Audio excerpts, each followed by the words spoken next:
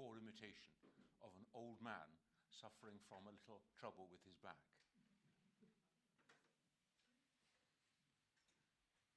There, that wasn't so bad, was it? You see, if I'd said nothing, you wouldn't have noticed. But my humility forbade it.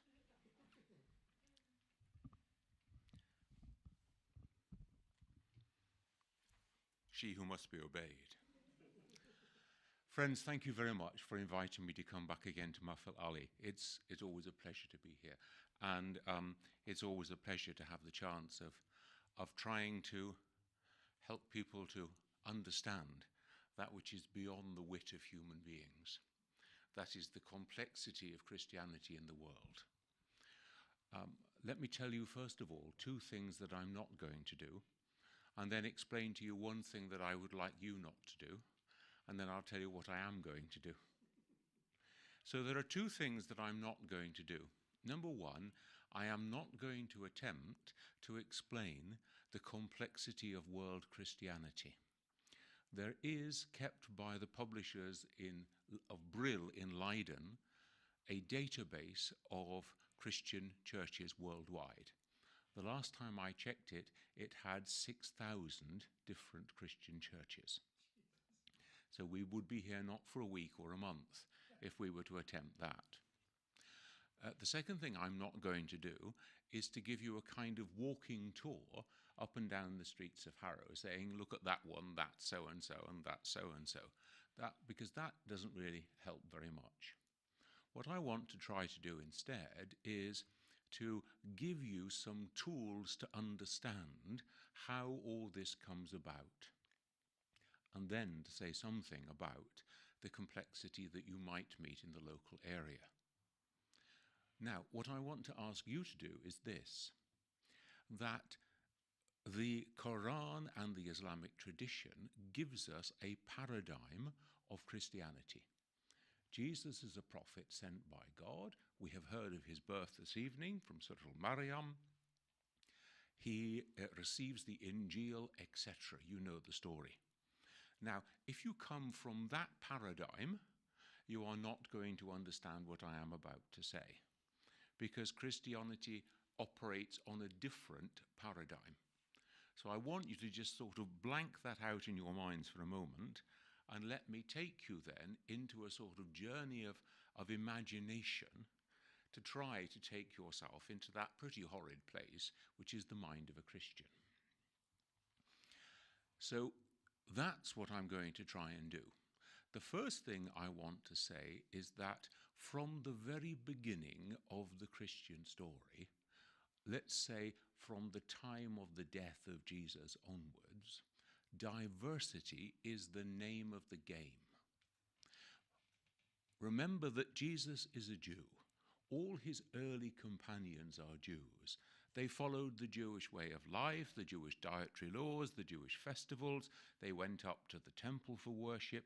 So they lived completely what we can call the Sharia of Moses, of the Jewish system. And so one of the crucial questions was, to what extent does this new group who call themselves Christians, to what extent do they have to follow the Sharia of Moses too?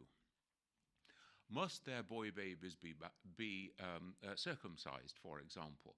Must they follow the dietary laws which are there according to the Sharia of Moses? So there's this tension that's coming in right from the beginning. Now, some of them are going to be saying, we are Jews, Jesus was a Jew, this is, as it were, the preliminary steps into our new way, which we're now going to start called Christianity. Therefore, you've got to follow the whole package. And other people said, no, there's a separation taking place. We can leave behind these external observances of dietary law, of circumcision of boys, for example, keeping the Sabbath. And we have some few decades of this tension kind of working itself through. So if you ask, why is it that Christians meet on a Sunday morning for their principal act of worship?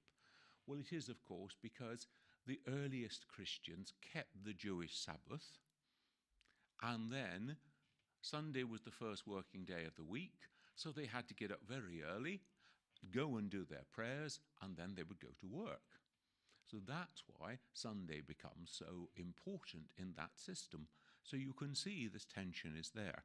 Now, there are some early Christian groups who continue to want to follow the Jewish code of law and Sharia, and they, in a fairly short time in history, go off into the sunset and they disappear. Groups that we call the Ebionites, for example. Now, the majority then say that we should take from the spirit of the law of Moses, but we are not obliged to follow all the letters of the law. And that's where you start to get what we call the parting of the ways between Christianity and Judaism. I'm using the term Christianity here in a kind of a contextual way, because of course they weren't called Christians at all. That comes later on in the tradition. They are called the followers of the Sharia of Jesus, the followers of the way. Jesus lays down a way of life, they follow it. We might call that then a Sharia, a way of life, which is based on the teaching of Jesus.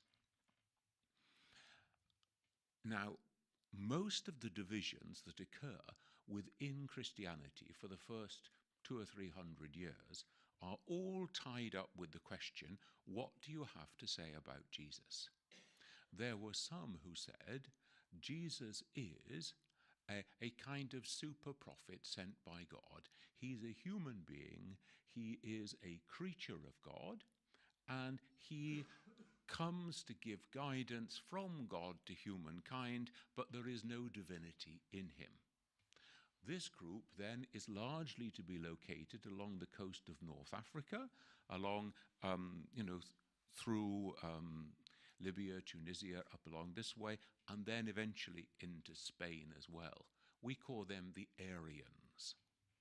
One of the interesting things to think about is, once Islam rises and is seen in this area some 600 years later, why is it that you have got different rates of conversion from Christianity to Islam? Well, you can see that if you are an Aryan and you do not accept the divinity of Jesus, you believe that he is a kind of super prophet sent by God, the step to become a Muslim is a much smaller one than if you are proclaimed the divinity of Jesus. So again, these things are not irrelevant from a Christian-Muslim dialogue and perspective. That's one group. Now, along the same sort of area, you've another group who are at the polar opposite of the spectrum.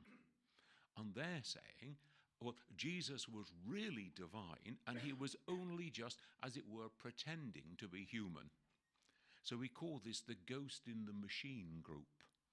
So now this group is important because when you think about the Quranic tradition about the end of the earthly life of Jesus, it only appeared to them as though he was crucified, he was killed, etc. He was taken up from them.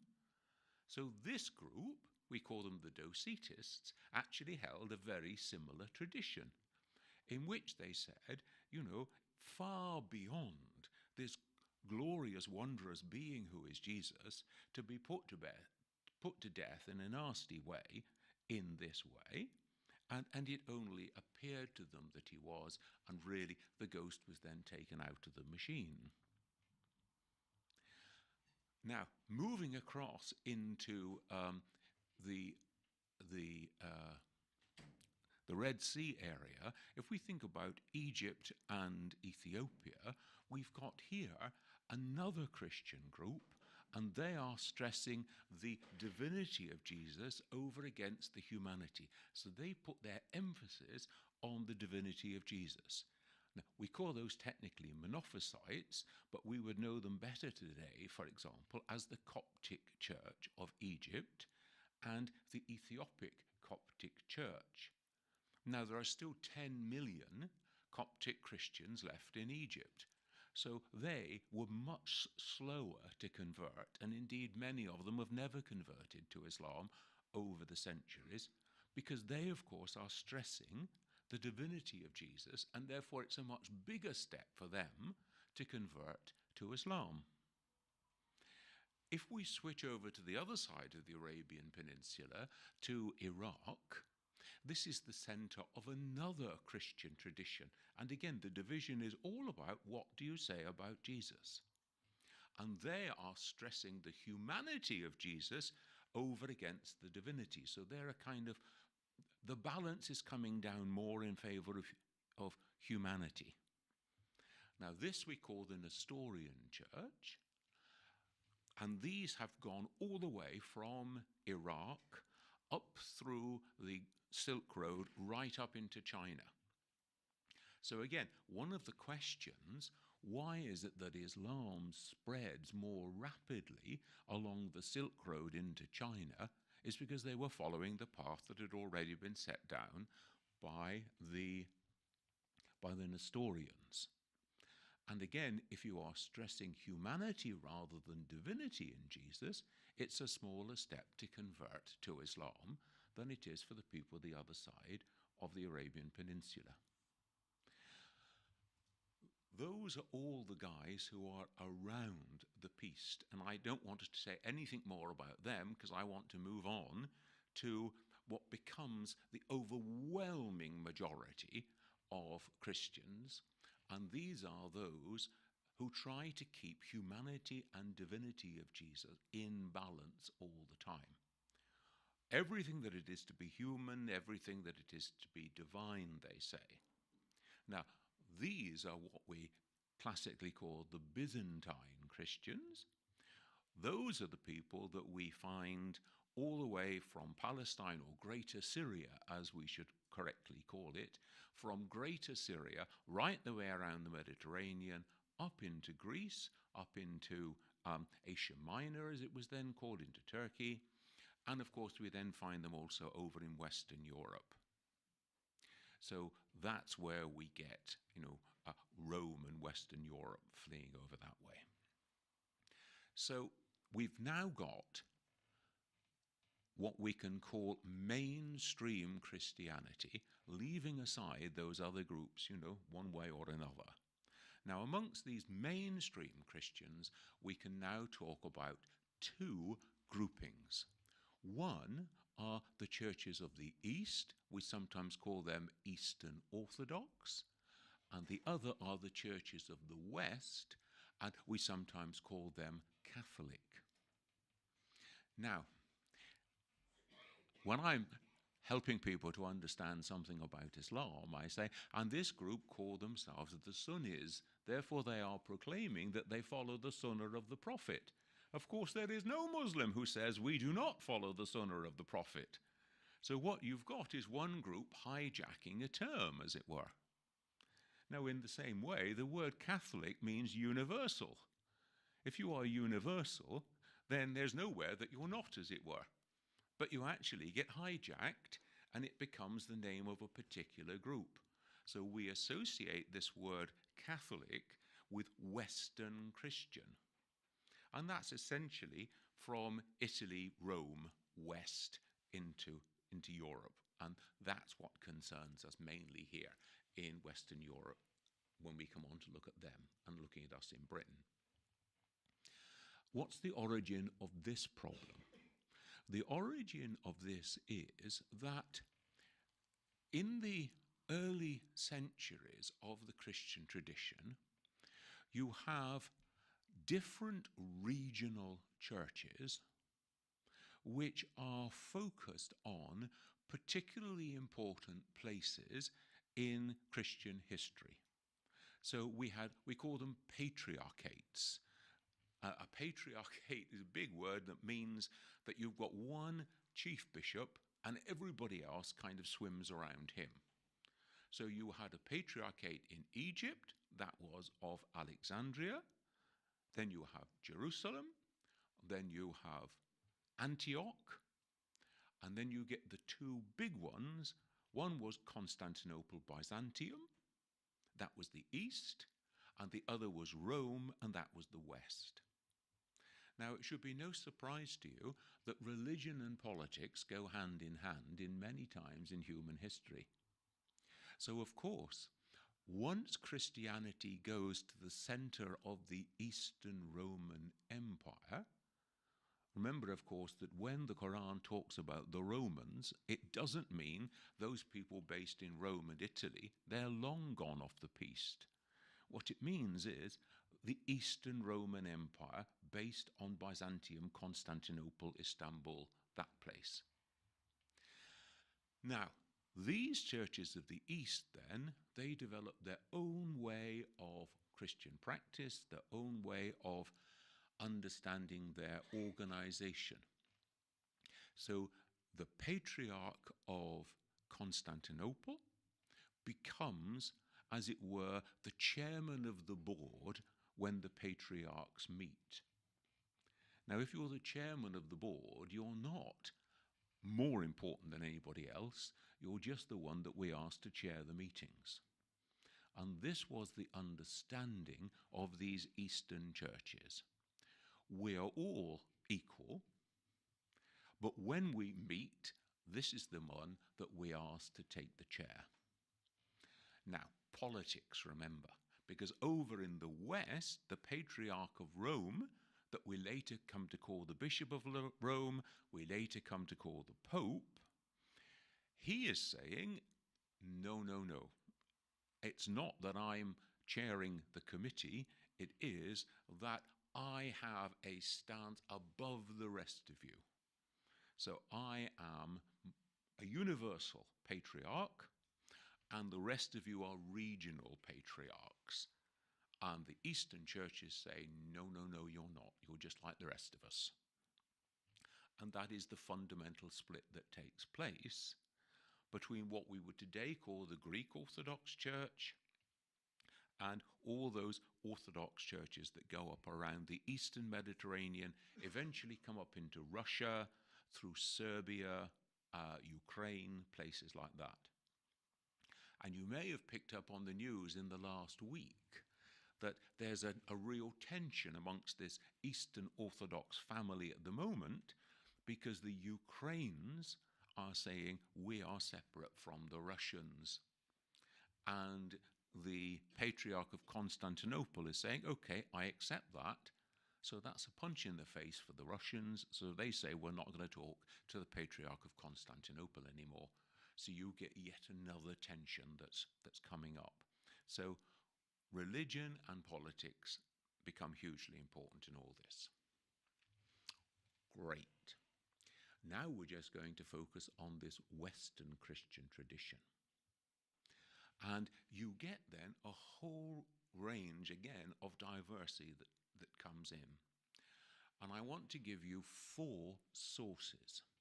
You see, you could say that the sources of Islam are the Quran, the Sunnah of the Prophet, and then especially in the Shia tradition, the Ahl al-Bayt, the infallible guidance that they give down through the centuries, etc. So those will be the sources. Now, the sources for Christianity are different.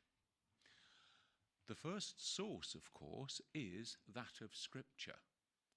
So that is of this whole scriptural tradition of Bible, the Bible which is shared with the Jews, Christians call this the Old Testament, and then the Bible which is particularly important for Christians alone, Christians call that the New Testament. The Jews obviously don't recognize that part. So how do you deal with Scripture is one of your fundamental areas of division. There are those who are literalist. Now, the term fundamentalist, which is often used for some Muslim groups today, of course, is not invented for Muslims at all. It's invented for those Christians of the southern states of America who were fundamentalist in their reading of Bible. So they just read it literally. If this is what it says, that's what it means. So you've got a literalist, non-rationalist understanding. And then developing, especially over the last 200 or 300 years in the Western European churches, you've got a very heavily rationalist understanding. So you want to know who wrote this text, who edited the text after it was written, under what context it was written, what was their background, what was their view of the world, what were they trying to say. And so you are picking asunder the text of the scripture in a very systematic and scientific way, using a huge amount of reason, so that you've got scripture as your first source, but it's being used in all sorts of different ways. Secondly, you've got what we call the ongoing tradition. This is the way that we have developed of putting it into practice. And in just the same way, you cannot be a Muslim just by reading the Quran. Without the Prophet, without the Sunnah of the Prophet, you don't know how to put the message into practice. So practice becomes hugely important. We call this practice then tradition, so that this is the way that we have been guided to do this over the centuries. Now, some churches are very strong on tradition, and other churches will want to bypass that altogether and say, let's just stick with Scripture alone. So those who are coming from the subcontinent tradition will remember Ghulam Ahmed Parvez, for example, and his Ahl al-Quran. You can leave everything else aside as long as you follow the Quran alone. And you know what kind of a mess that got him into. So just in the same way then, those Christians who are ignoring tradition and just going for just the text alone, they tend to get themselves into all sorts of splinter groups as well. And then the third source is reason. God gave us the faculty of reason. God is just. God operates in a rational way. Therefore, through our reason, we can come to understand something of the ways and workings of God. So, therefore, we must subject things to reasoned investigation, to reasoned interpretation, and so on. And then the fourth element is, we call it experience. How do I experience God at work in my life? So you will know that in the mystical tradition that's been incorporated into the Shia tradition, that of Ifan, some of the scholars will talk about the Imam within the heart who is guiding you into a correct understanding in this mystical path. Now that's a sort of way that you can begin to understand the experience dimension. My heart was warmed within me. I felt that God was speaking to me. God moved me in this way. I cannot deny the workings of God in my heart and in my life. So this would be then the source of experience. So you've got four different sources. Different churches give each one of them different weights. Some of them want to ignore some and major on others. Some of them want to keep them all in attention. Some of them give them a hierarchy of importance. So, for example, Martin Luther and his tradition said, unless something is contrary to the teaching of the Bible, if it has been a practice within the Christian tradition, it is acceptable. His colleague down the road in Geneva, John Calvin, puts the whole thing a different way. He gives a different emphasis. Unless something is commanded by the scripture, it is not part of the Christian tradition. So you can see that you come to two very different positions there. And it's all to do with these four elements of scripture, tradition, reason, and experience. Great. Now what I'm going to do is just to look at some of the major Western churches that we're likely to encounter around the place and what are their particularities. Well, the largest of these churches worldwide is the Roman Catholic Church. Roman, well, the word Catholic, you remember, is universal. uh, the universal church in which the Bishop of Rome has a particular role, a particular authority, a particular place. That's why they call it Roman Catholic. And the characteristics of this church is that they want to try and hold in tension scripture, tradition, reason, and experience. So all four of them are trying to be held in attention. You can't leave any of them out of your thinking. They tend to be a hierarchical church, so that you have authority figures called bishops who are the local representatives of those churches and who are the local authority figure. And then those bishops gather together into councils, and that council, in which is the meeting of all the bishops of the world, becomes the most important authority source. So some of you may have remembered back in the 1960s, we had the Second Vatican Council, which went on for 3 years and drew together bishops from all over the world who for 3 years sat together and thrashed out what is it that we believe, what is our position. Now they become important from our point of view, a Christian Muslim point of view, because they produce the first ever official church teaching that acknowledges that Muslims are worshipping God, the one and only God that Christians, Jews and Muslims worship, that Muslims are to be esteemed for their worship of God, for their life of prayer and of fasting and of pilgrimage, for the place that they give to Mary, as we heard, etc., etc. So you get this official teaching by this hierarchical body.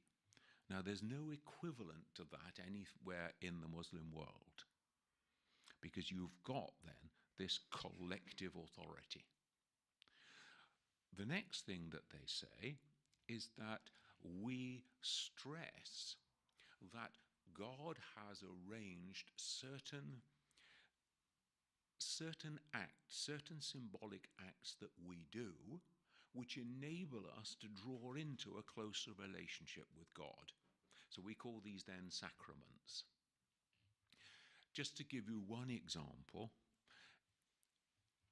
the sacrament of baptism is a sign of entering into this Christian fellowship.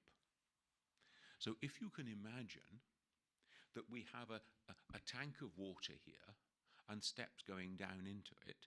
Now, it's either ladies only or it's men only, as you will quickly see, because what's going to happen is that you are going to become as naked as you were when you were born, which means not only removing your clothing, but removing your jewellery, unplaiting your hair, whatever it might be, and you're going to go down into this water, and then you're going to come up again. Now, going down into the water is going down into the womb. That was the last watery environment that we were in. And then we emerged into the world of air and were born. So what have you got going on in baptism? You've got a rebirth going on. A rebirth, you're being born again into a new relationship with God and with the Christian community. And through this symbolic act, you are outwardly expressing an inner spiritual reality. So this church then is deep into these kind of sacramental acts. Right, let's come to Britain.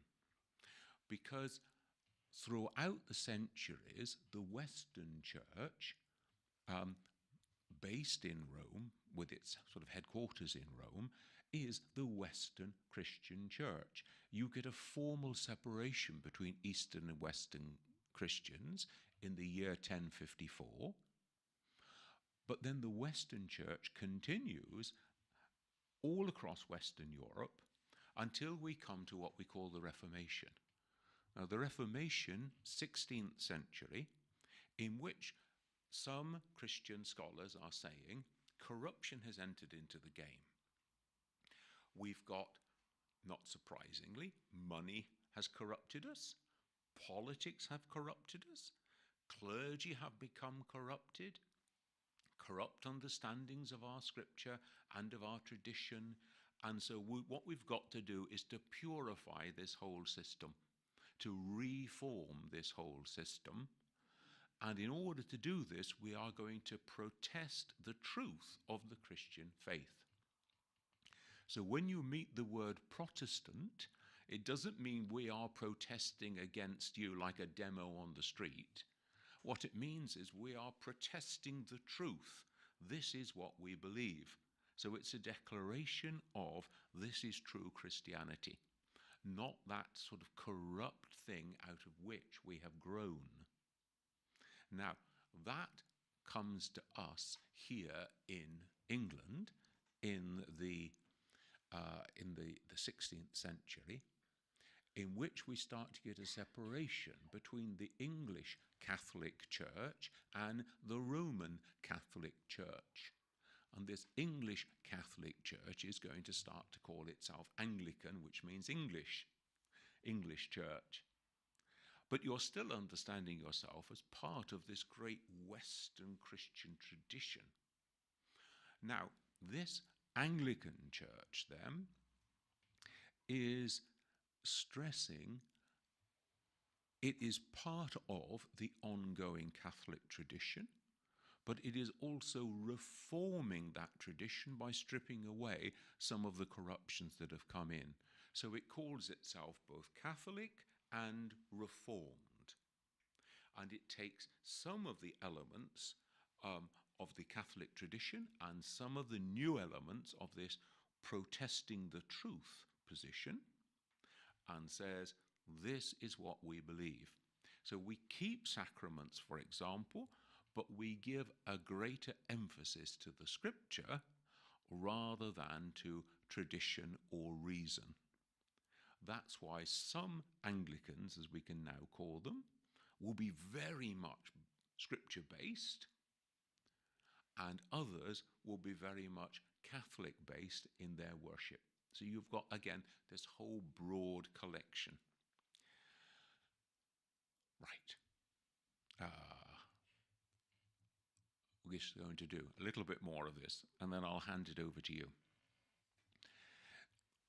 Then the thing about the Anglican tradition is that it ties up the state with the religion, so that the king or queen becomes the supreme governor of the church on earth. Not God, not... so God is still in God's place, as it were. Jesus is still in Jesus' place. But in terms of where does the buck stop nationally, well, it's to stop with the king or queen. So they become this sort of sovereign within the church. Not the religious leader, but a kind of political figurehead. And that's where we get a particularly Anglican tradition. So that's why the Queen gets to be, you know, the supreme governor on earth of the Anglican Church. Of course, the Archbishop of Canterbury is the head of the religious establishment. Now, some people don't like that.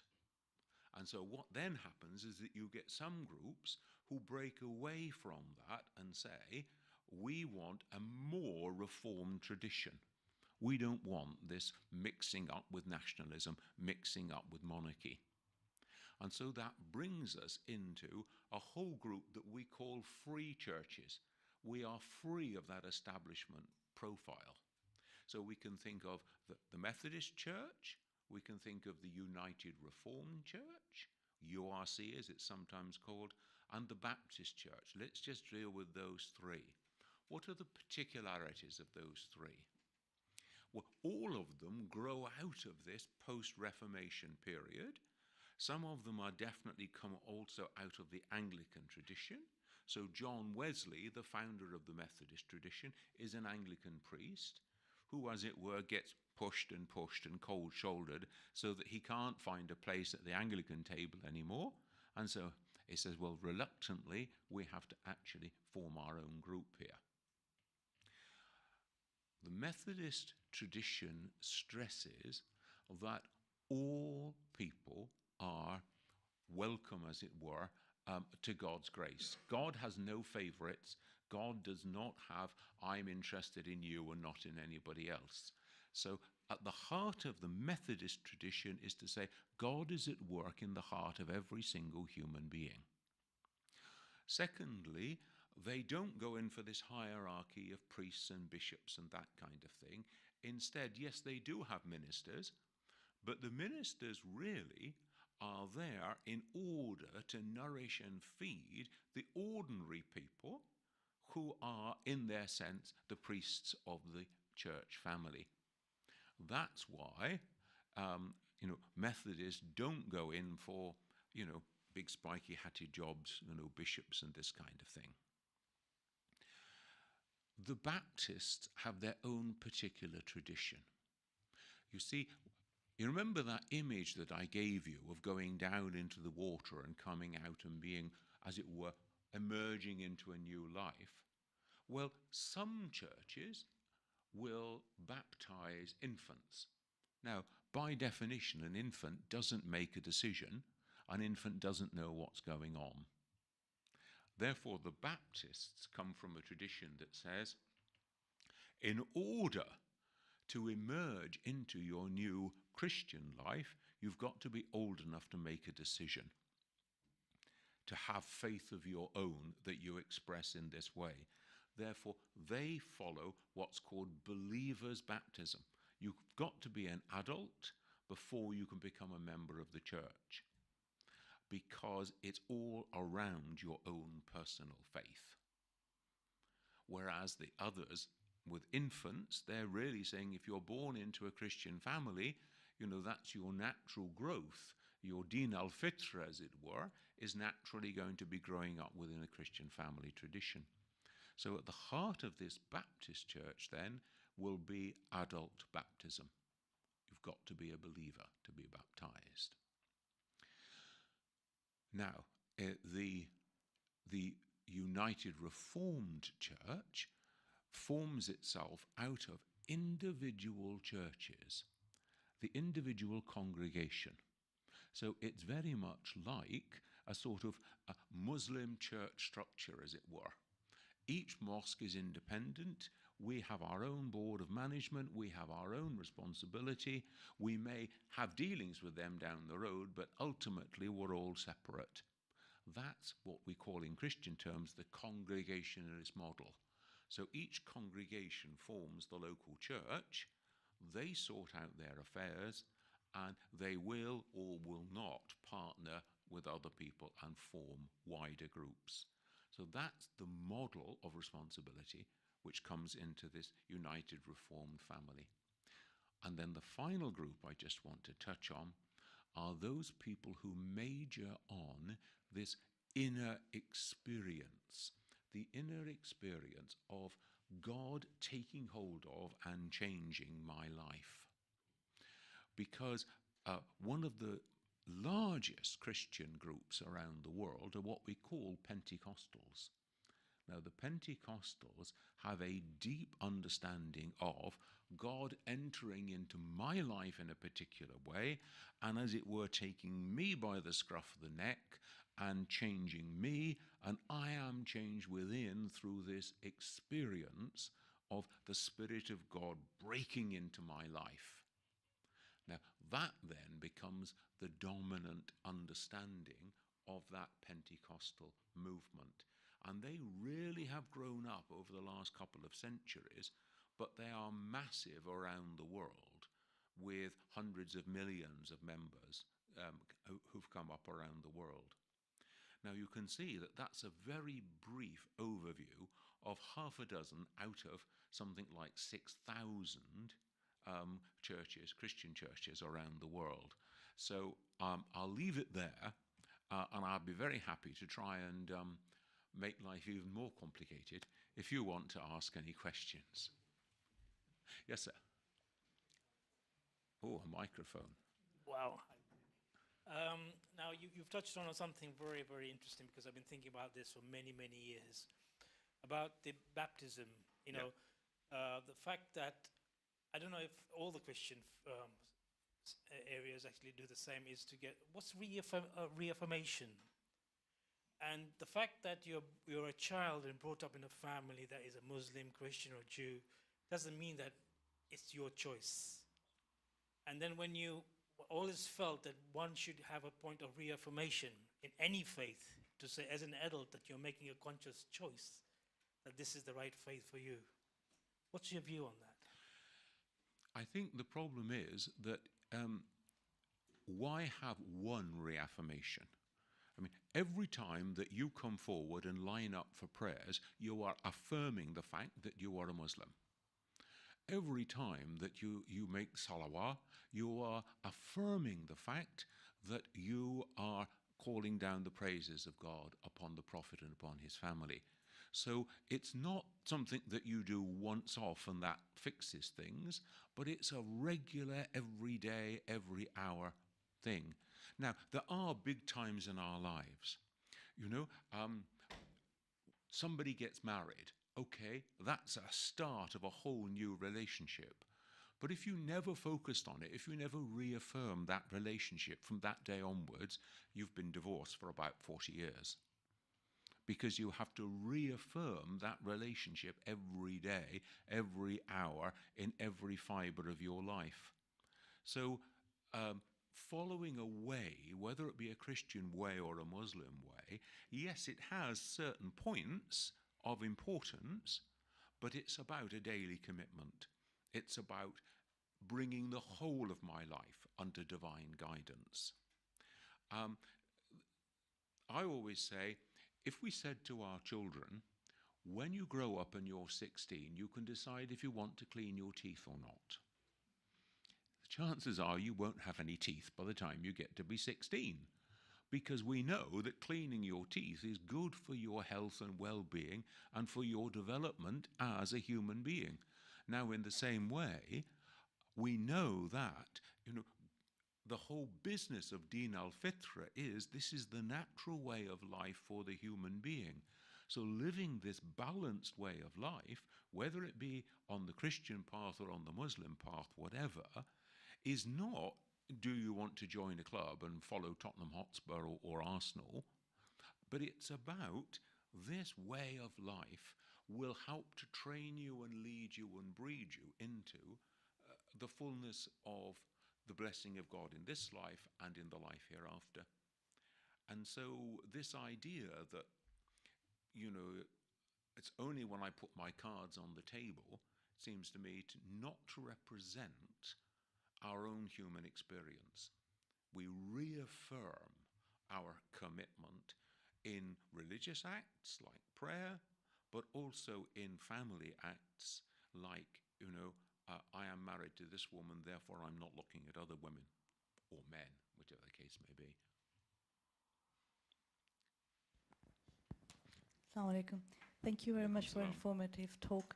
I don't know much about this issue, but it seems that a lot of Christian sects don't like the Jehovah's Witness.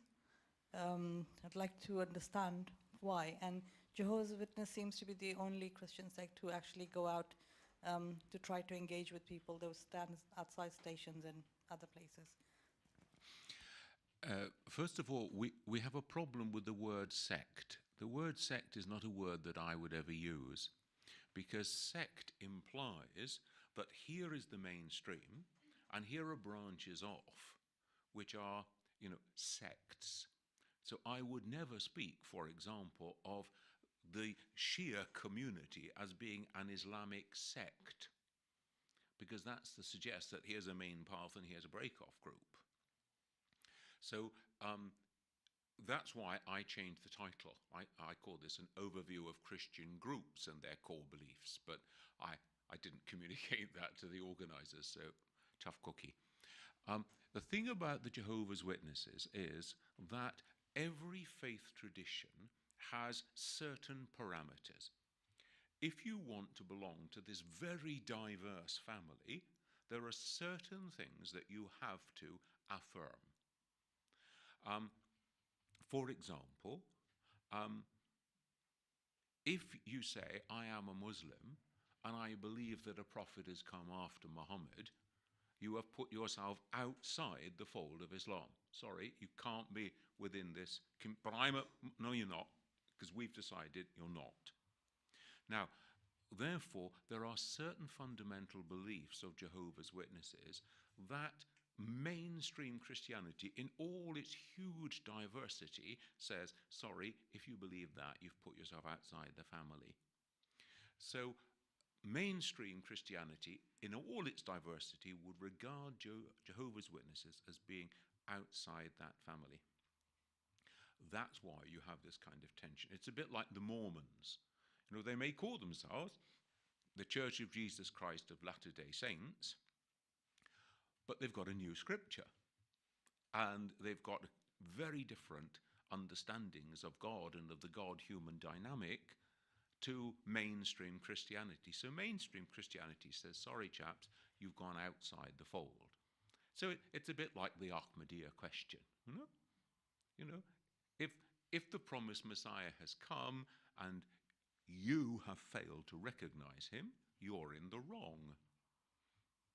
Now, of course, what you're saying is, sorry, Ghulam Ahmad was not the promised Messiah. Therefore, you proclaiming that he was puts you outside the fold. So that's where, you know, you have to draw the lines. It is one of the fundamental tenets of the Jehovah's Witnesses that they should bear witness. They are amazing, and I would say, you know, remarkable. And, you know, thank God you didn't call me to be a Jehovah's Witness, you know, to have to go around tapping on doors and getting brickbats off people and clear off, you know, set the dogs on you or whatever. You know, I mean, this is really amazing stuff that they do. And they will go around and they want to engage with people because they believe that they have a message which is going to draw mainstream Christians from the errors of their ways into, you know, this path to which they have been called. Just as in the same way that, you know, certain places, certain railway stations you could go to and you're going to find an Ahmadi who is there handing out literature because, you know, I've got to witness to the truth of, you know, Ghulam Ahmad has come amongst us. So it's that same model. Could we just turn the mic on? Oh, sorry. Yeah, I just had a quick question touching on the sort of parameters of mainstream Christianity, really, and whether you could expand on the development of the Society of Friends or Quakers, Yeah. And their significance, and whether they fall within those parameters, and the significance of Birmingham to that development as well. Yes, the Society of Friends, or the Quakers as we call them, grow up in 17th century. And they grow up with this very strong understanding of, the way they term it is, that of God within every human being. So it's this deep inner experience of being called by God into this relationship. Now, they are against dogmatism. They are against anybody telling me what I have to believe. So they're very individualist in this way. Some Quakers will say, I am a Christian. Other Quakers will say, I'm not a Christian. Some Quakers will say, I believe in God. Other Quakers will say, I do not believe in God.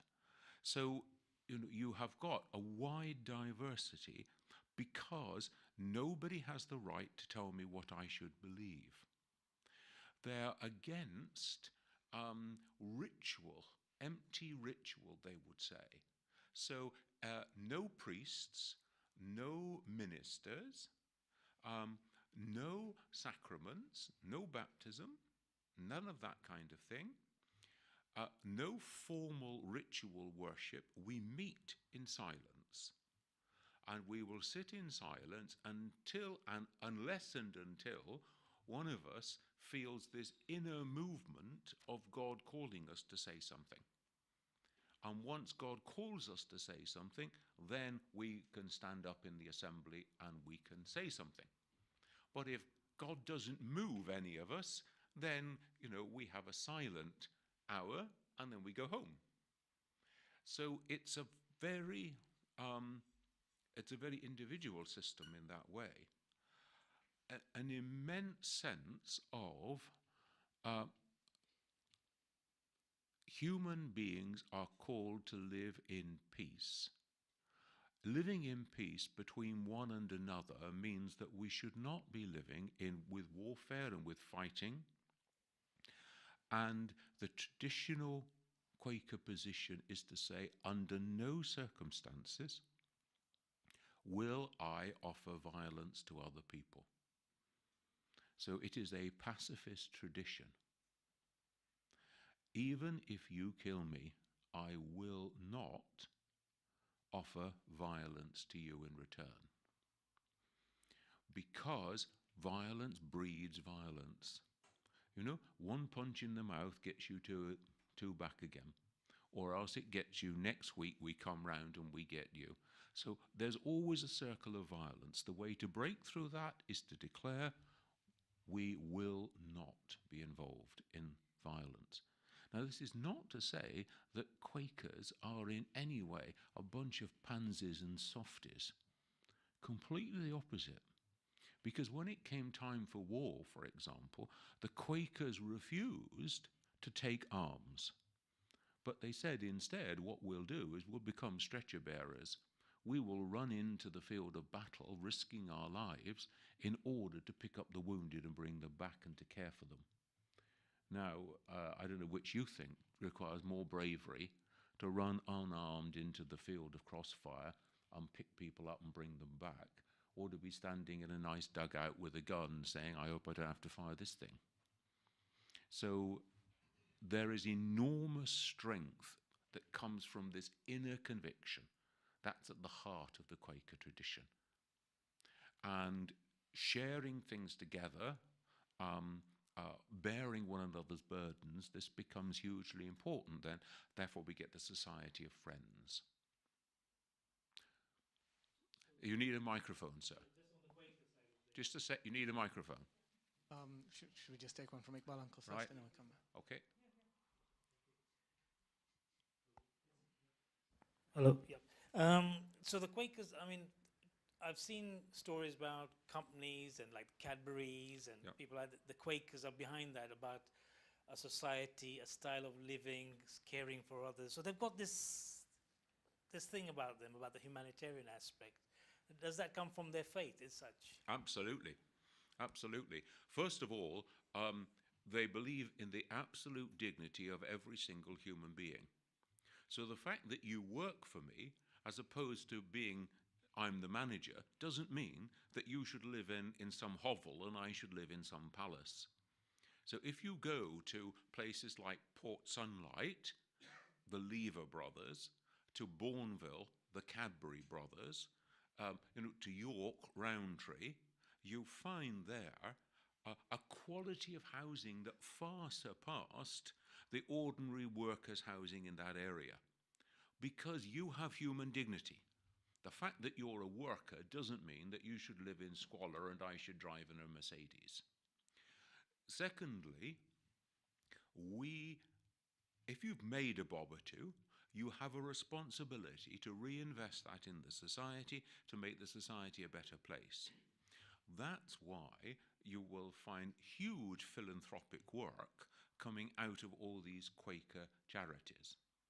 A lot of prison reform. The Fries were great prison reformers.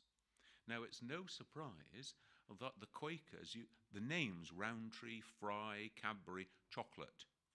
Why? Forbidding alcohol. There is to be no alcohol consumption. If you go to the Cadbury village, the Bourneville in Birmingham, you will find there is no pub, there's no alcohol which is sold there. The whole area of Birmingham is dry. Because again, our social conviction says alcohol leads to all sorts of moral degeneracy. Therefore, no alcohol here. Go down to Clark's Street in Somerset, you'll find the same thing. So the kind of work that you do, the way that you treat your workforce, the kind of lifestyle that you develop profoundly comes out of your faith understanding. I respect that of God in every single human being. That's why one greets not one's fellow believer by saying Salam Alaikum, one greets one's fellow human being by greeting that of God within them. That becomes the foundation for your social understanding. Chris, thank you. Bringing you back to theology, is there any difference in the understanding of the divinity of Jesus between Eastern and Roman Catholicism, or Orthodox tradition and Roman tradition? Not in terms of the fundamental aspects of this balanced position of humanity and divinity in the one person. So the way that the doctrine is expressed is to say there is one person, Jesus, and this one person has a human and a divine nature. And that is common to both the Eastern Orthodox and the Western Christian tradition, because that goes way back before the separation of those two groups. And that is one of the fundamental doctrines that binds them together. So whatever differences you have, that profoundly affects the way that you see your theology. And the second bit is that this break of the Anglican Church from Rome during Henry VIII, how do you, just need to know a little bit more about it theologically. Well, it comes, first of all, with practical issues. Now, as far as Henry is concerned, in my view is, Henry dies a Catholic. But Henry had a problem, and that was that he didn't have a male heir, and his wife was not going to produce one. Therefore, he wanted a second wife. Now, there was a big debate amongst the scholars, which is preferable, to divorce your first wife and take a second, or to have a polygamous marriage and to take a second wife, and to have a bigamous marriage in that sense. And there were certainly, people like Martin Luther and Philip Melanchthon in Germany said polygamy or bigamy, two wives, let's say, I don't think they went more than two, was preferable to divorce. So this was a big issue. Now, so that was one of the things that was driving it forward. If you have this famous thing, if you look on British coins of the realm, when you get the Queen's head, one of the things that's written around it is DF, Defender of the Faith, Defensor Fidei. That was a title given by Rome, by the Pope, to Henry for defending the truth of the Catholic Church against Martin Luther. So, things all come to heads in all sorts of strange ways. But it's this Reformed tradition which breaks into it. Partly it's corruption. Now, I don't know what the percentage was, but a very substantial part of the landmass of England was owned by the church. Monasteries owned vast swathes of land so that they could live in simplicity and poverty. They've got all these people doing the work for them. The church owns vast amounts of property, vast amounts of everything. And that was one of the things then, the dissolution of the monasteries, as we call it, was a way of breaking up church monopoly over huge wealth. And with that wealth, unfortunately, wealth and corruption very often go hand in hand. It's very hard to be rich and also to live an ethical way of life. because money tends to corrupt, and lots of it can tend to corrupt you quite a lot. So that's part of this thing that's going on as well. Does the writ of the Pope run in England? That becomes the, as it were, kernel of it. And Henry says, no, the buck stops with me as far as England is concerned. And Rome says, you've gone over the top there, son. You have, as it were, put yourself outside the fold. So that's where that division comes in. So that's not the Protestant tradition?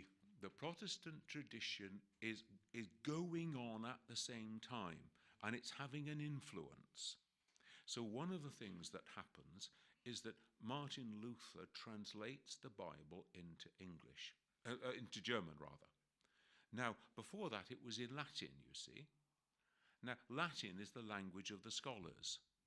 So only the scholars can gain access to the scripture. Therefore, you want to know what to believe? I'll tell you what to believe. Now, by Luther translating it into German, the ordinary person suddenly has access to the scripture and is able to challenge the clergy and to say, no, it's not like that, it says it here. Now, of course, the consequence of that is that you get, a splintering, and part of the 16th century Reformed tradition is splintering in lots of directions because me and my mates, are interpreting the scripture differently to you and your mates down the road. So that's one of the consequences of this translation into the common language of the people.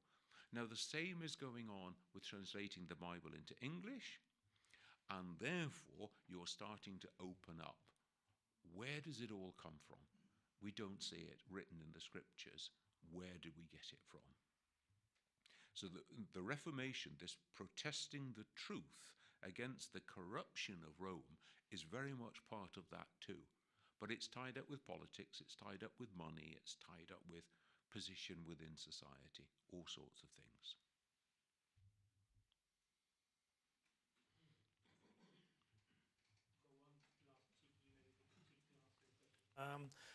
So, as Abrahamic faiths, the Christians, the Muslims, and the Jewish faith, we all, as Christians and Muslims, we believe there's heaven and hell. But I've come across Jewish people that don't believe in hell or heaven. And then I feel, well, what's stopping them doing the worst thing in the universe to others without them feeling being punished? No. What do they believe? Do I have to come to Mahfil Ali in order to instruct you in the sayings of Imam Ali? Or not? Because, you remember, Imam Ali says, there are those people who worship God out of fear of the punishment of hell. That is the worship of slaves. There are those people who worship God out of the hope of the reward of heaven. That is the worship of merchants. Yeah, I did this, you owe me that. And then there are those people who worship God out of pure love for God alone. That is the worship of the servants of God. Now, a Jew would say, I don't need the promise of heaven or hell or the threat of hell in order to live a good, upright, decent life.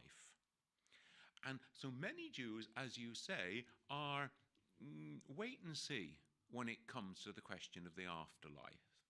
Different Jews will take different positions, but many will be a kind of wait and see.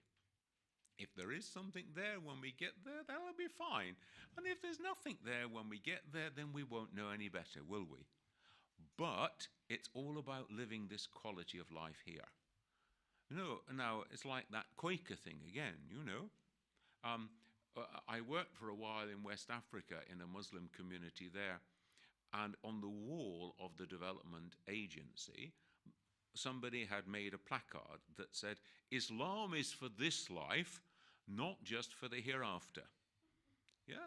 So it's about reforming and changing human life, human society, making the world a better place, not just about securing a place in the afterlife for me. Jews would say amen to that. That our job is to be a beacon community on earth, pointing toward a better, more ethical, noble way of of human living, and we'll let God worry about what happens after we die.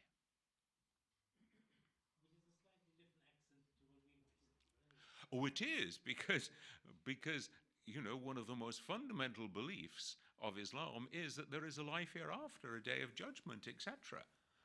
That isn't such a fundamental belief in Judaism. That's why you've got a diversity of opinion there. Master. Thank you very much. There might be a couple of questions. If you're okay to stay later, then some people may be able to come and ask you afterwards. Until Madame throws me out, I'm happy to stay. Thank you very much. Salat. Just a reminder of next Friday.